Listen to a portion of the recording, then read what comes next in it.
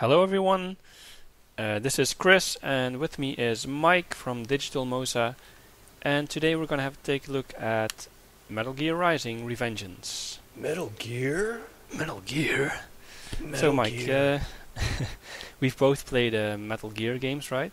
Yes, I have played all 4 of these solids. Right. So have you played Peace Walker by chance? No, I did the demo. I did it on the PSP, the demo, and I didn't like the controls, and it's on the HD collection, right? Yes, exactly. I can really recommend that one. Yeah, because the controls are fine. Yeah, I think I would like that. I just haven't done it yet. Right. Because as crazy as it gets, I really like the crazy Metal Gear story. Yeah, well, this game has a lot of craziness as well. I've already played through the game once. This is New Game Plus. This is the chapter select menu. I'm gonna start with the prologue first. Of course, I unlocked a lot of stuff: weapons, extra moves, costumes. So you're just gonna kick ass in this level, right? Well, that's the thing. In this prologue level, there's none of that stuff is there yet. So that only comes back starting in chapter 1, because in the prologue, well, spoiler alert, but you get your ass beaten by one of the bad guys at the end of the prologue, and then at the beginning of the first chapter you get this new cyborg body and all these enhancements. So that's basically all the enhancements I bought during my first playthrough. So in this first prologue I'll be pretty weak, actually. I have to say though, I love everything about the Metal Gear crazy ass fiction, even the stupid parts. I really don't like Raiden. You don't like Raiden? That's why I'm going to watch you play this game. And not play it. The thing is, that's the thing I love about this game. It turned, because everyone hated Raiden, right, when he was introduced in Metal Gear Solid 2. Yeah. Well, and I want to go on record. I didn't hate him because I was tricked, like so many people were, because everybody thought it was going to be another Solid Snake game. Right. I hate him because he's a whiny little girl. But go ahead with what you were saying. No, but that's exactly what I was getting at. In this game, as you already saw in Metal Gear Solid 4, they really make him into this really badass ninja guy. I hated him even more. Really? Yes. But okay, it's I've said this before. You cannot be a badass ninja and have heels. heels. He has heels. Yes, he does. But he wears them proudly. The way he does the knife with it. This game, but I have to say, in this game, it's all about the style, like making Raiden look stylish and cool. In the suit. With the suit, yeah, exactly. Yeah. Well, you have to see, because he has the 3-piece suit on right now, but he's gonna like throw it off in slow motion. He's gonna reveal his cyborg body, sexy cyborg body. Just like Metal Gear 1 when he's coming up the yeah, elevator. exactly. Yeah. Nice. So yeah, this is of course one of the main bad guys. That sword that he has right now, I have it too. I unlocked it. Nice. You can unlock that sword. I What's think it's the actually difference? I'm not sure. Apparently, he has this really awesome move where he. I think you're gonna see it later in this video, where he. I don't know if you've heard of Iaido. It's this technique of pulling the sword from the sheath and then immediately slicing your opponent in one. Yeah, I have heard of that. It's like very, very advanced, very hard to master apparently. But apparently that's one of the techniques that this sword has. Well, it's actually that smile. It's just. Yeah, this guy looks a lot like Vamp from Metal Gear Solid 4. The bad guy there. And apparently Metal Gear Solid 2 also. Oh right, of course. So he and Raiden have a history. But it's not him. It's not Vamp. But apparently, according to the developers, there's a link between this guy and Vamp. At least that's what I remember reading in an interview. But I haven't found any link in the story. Then again, there are a lot of codec conversations, just like in the other Metal Gear games. Yeah. But they're all optional in this game. So maybe I should have dug in some more backstory. Because you know, they're typical Metal Gear conversations. Pretty funny to listen to usually. Yeah. Now they just a second ago they were like, oh, he's a cyborg and he's wearing the heels underneath the suit. Of course. There we go. It's a cool pull-off, but there it goes. And of course, Raiden is the cyborg. Isn't the point of the story that everybody is a cyborg now? Well, not everybody, but yeah. Every PM. PMC guy. Person. Yeah. And look at those nails. I mean, okay, if we just said he's a woman, okay, he's a woman. Yeah. Or he's a transgender. He's supposed to be a straight male, but it's like heels, long nails. But he rocks the effeminateness very proudly. Then they should acknowledge it more. I don't know. I'm not against if guys want to be effeminate. I just. But he's so he graceful. does slash pretty cool here. Yeah. So here, the whole idea of the game is cut at will. That's what it says on the back of the box, anyway. So you can,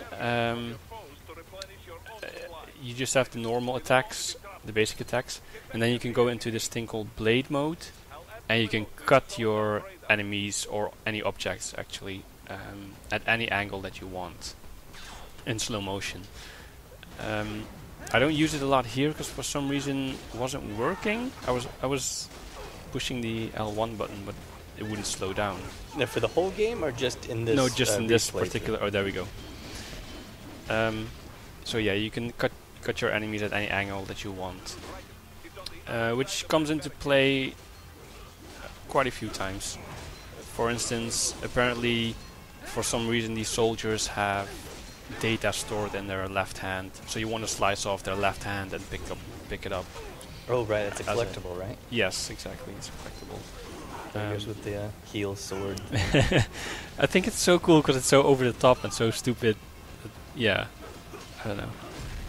There we go, slice him. I mean, it just heels don't work on the battlefield. He makes them work. That's how good he is. He has a handicap and he still makes it work. I feel like now that I think about it, Metal Gear Solid 4 really lied to us. Because it starts off by telling us war never changes. But he comes out here in heels. That's not new. I mean, that is new. That's not how war is fought. He's classing up war with his heels and his nice nails. Wait, war never changes is from Fallout 3. No. No. Yeah, no. No, that's Metal Gear Solid 4 is war has changed. Is it? Yes, you're mixing them up. War has changed. And then he goes on about ID tagged soldiers and ID tagged guns and this and that. Because he's talking about... Right. Yeah, no, I'm definitely right. He's talking about all the ways that war has changed because it's so impersonal now and it's just about... these private military corporations fighting it out. Well, I'm going to let you win this one, because your memory is better than my memory, generally speaking, and that is sound logic.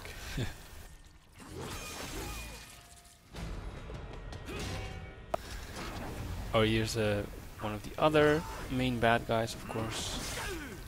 If you hadn't noticed yet, because he has huge scissors. Oh, wait, they're not scissors, just dual blades, actually. Is he scissoring? No. Does he have scissors for hands? No. Also no.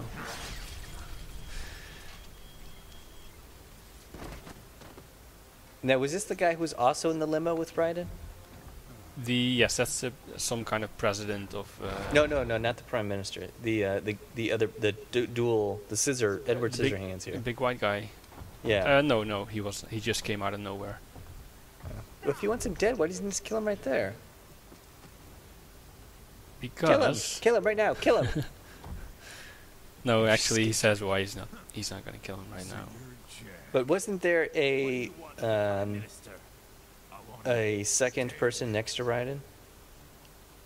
There was the Prime Minister, and then there was like the Prime Minister's assistant. That was just some other guy in the same private military corporation as Raiden. Okay. So he's gone. He's not. Yeah, he's dead. He just got cut in half, actually. Oh, okay. Just like all the others. So yeah, this is some president of a country and there was some kind of revolution, and it was all going to be very peaceful. As revolutions tend to end with. Yeah, of course. That's how it always goes. You have a revolution, and then everything's fine. So long.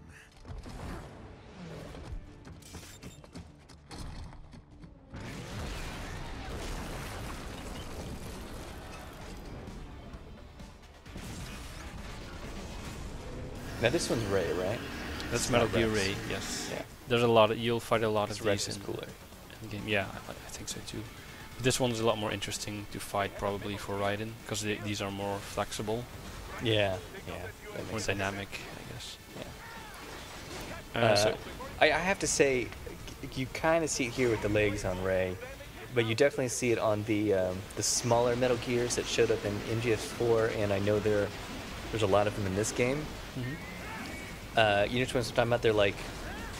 They're not twice your height. You know, they're really small, relatively speaking. which ones? Do you mean? There's a name and I can't think of it. Oh wait, yeah, no, Like I if know the this ones is you mean. the AT-ST, they're the AT-ATs. Right. Yeah. Or the other way around, maybe. Yeah. Those ones totally creep me out because of their feet. Oh, the geckos. They're called geckos. Yeah, the geckos, Yeah. right. They're Yes. just, I don't know, And the cow sounds they make. yeah. Oh, right. Oh, man. It just, Yes, they are unsettling. I agree. I don't know if that's as intended or not. It totally creeps me out. Yeah, it's very weird. Like, because they have like not human legs, but definitely Yeah. some kind of animal legs. Yeah, it's very organic, Yes. but in a strange way, I think. Yes. Exactly. I like the design because it's so weird. Yeah, yeah. But yeah, this is more classic Metal Gear, I guess. And so here you're trying to knock off the outer shell on these legs? Is that what Yes, you're doing? exactly. So first you soften up. It's the same thing you do with regular enemies. You soften them up first, and then you can use blade mode to slice some stuff apart. Okay. So now it tries to stop me with its feet. One of the main game mechanics is parrying. So whenever you get attacked by like a huge foot or an enemy, you want to use light attack and use the control stick to move towards what's attacking you. So then you can parry it, and that also softens them up for a blade mode attack. Okay.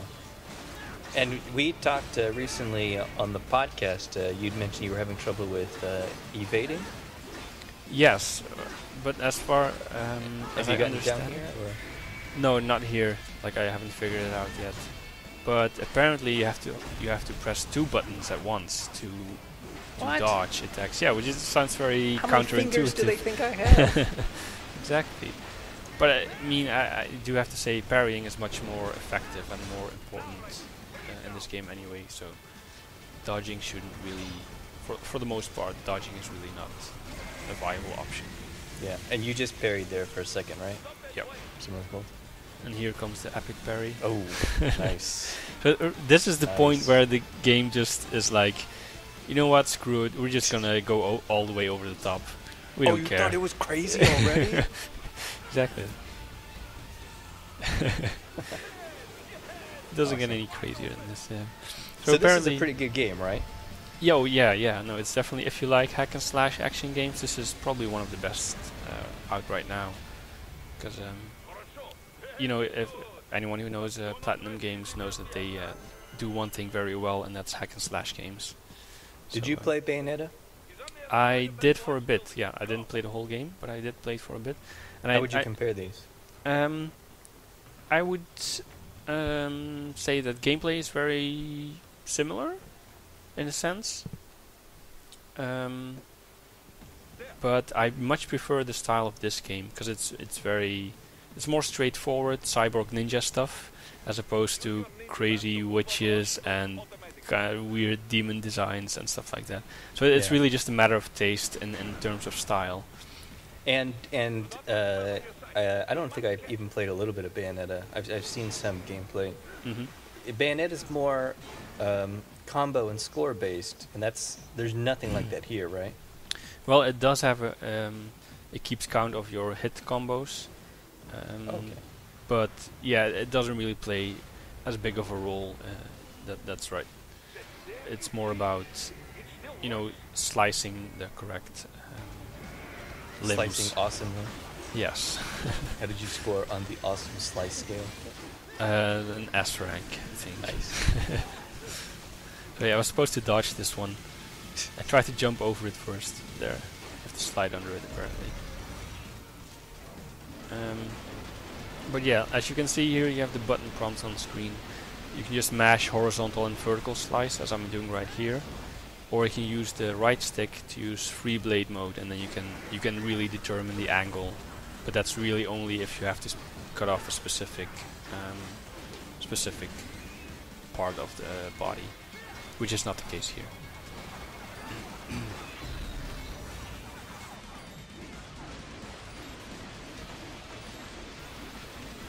So yeah, I'm cutting this turret into pieces right now. It's very entrancing. I'm very mesmerized. It's oh yeah, of course you can cut anything because you have to cut these missiles.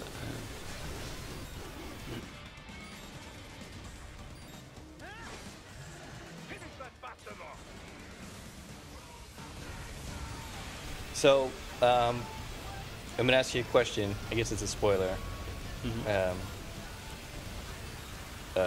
So for viewers who aren't, is it correct that there is no Solid Snake in this? That's completely correct. No cameo, not even a voice in a phone call after the credits. Yeah, it's funny you should ask that because there's actually some DLC announced. Apparently there's going to be a wooden sword for you to use. A wooden sword? A wooden sword, and that wooden sword is going to be infused with I like Solid this. Snake's... This angle. Oh Oops, yeah, go ahead. this is a cool part. Yeah. It's very down to earth and realistic. A wooden It gets sword. more down to earth the longer... Yes, of Oh, course. never mind. Go on. A wooden sword infused with Solid Snake's spirit, apparently, and his voice as well. So you have a wooden sword that's gonna have David Hayter's voice. You're just going to be playing through the game again, but with David Hayter's voice. Yes, probably. He's just coming in and reading the same lines. No, the sword is talking. It's not you. It's not Raiden. The sword is talking so to you. Raiden is going to talk to the sword. I don't know. I don't know how it works. Maybe the sword says something every time you swing it. Listen, I don't know what to think of this either. It's just what I heard. Every time you swing it or attack Ray or one of the geckos, he just goes like, Metal Gear, Metal Gear, Metal Gear. Exactly. Maybe he goes like, War always changes.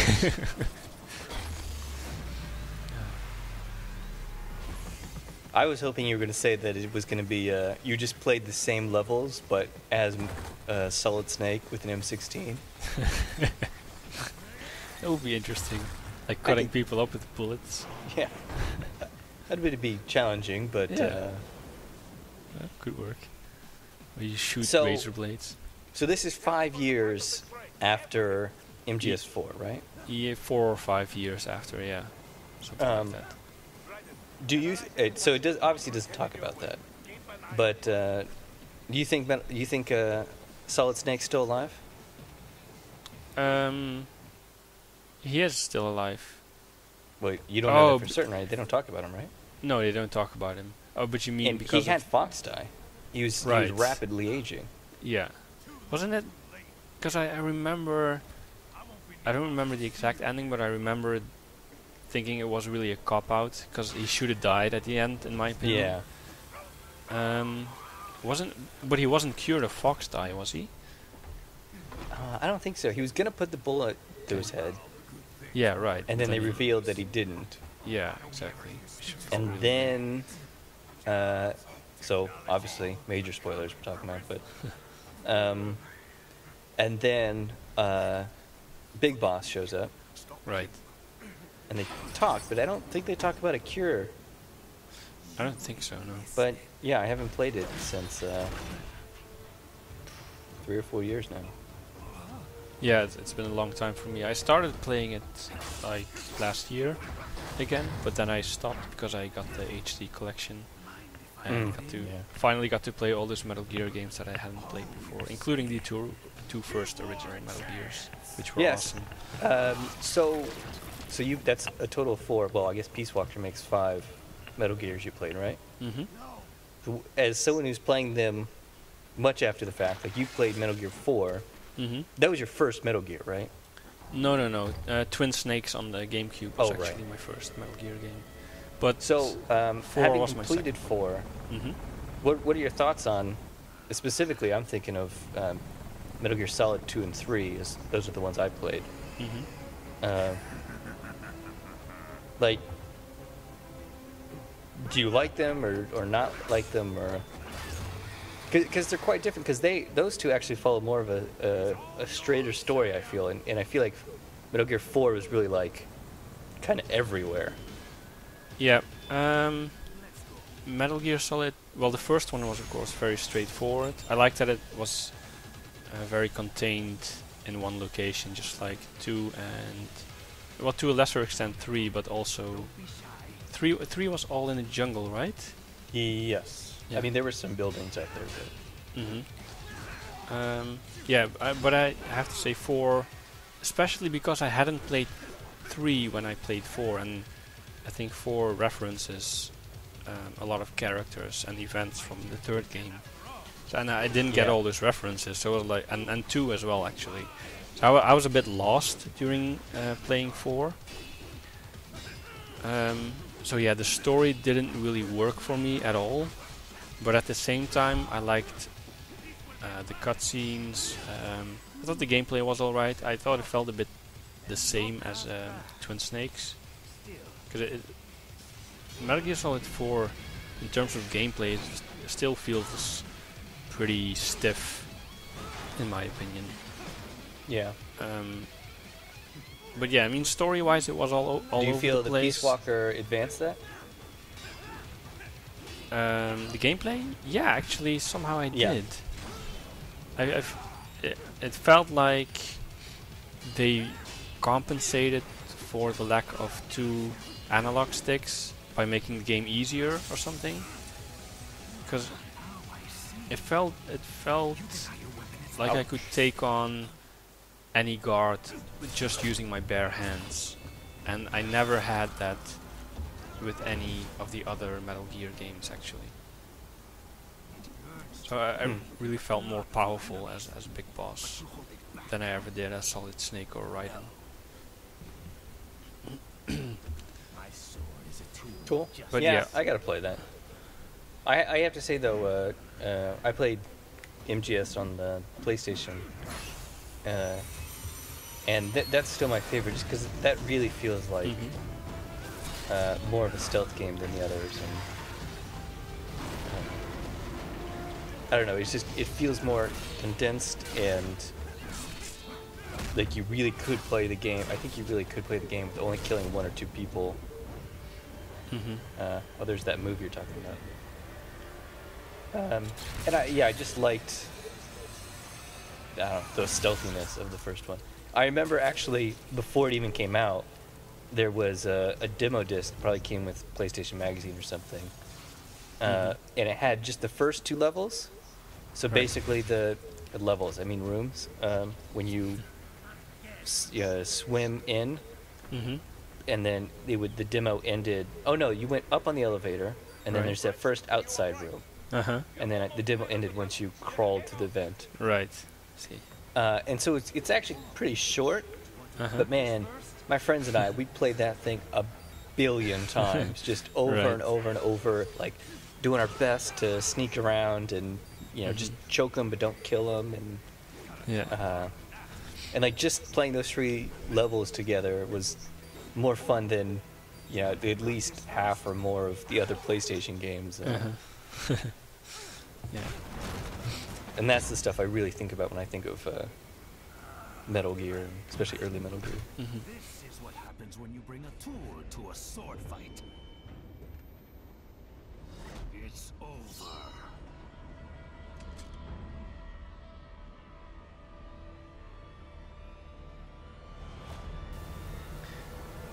Yeah. So here, going back to the video. But so why does he have to kill him in the tunnel? Why doesn't he kill him right there? well, he's trying to. But why did he stop and say lucky double? Oh, because he already heard these guys coming. Oh, he had those truck tanks. That's what he saw. Yeah, he saw them or he heard them, whatever. But yeah, so Raiden just got beat up real bad. He lost one eye. He's not gonna get it back, even though he gave him an entire cyborg body later on. He's not gonna get an eye. Well, he does get like one of those solid eyes from MGS4. So yeah, that's a nice connection to the previous game, I guess. Having that same device in there. Yeah.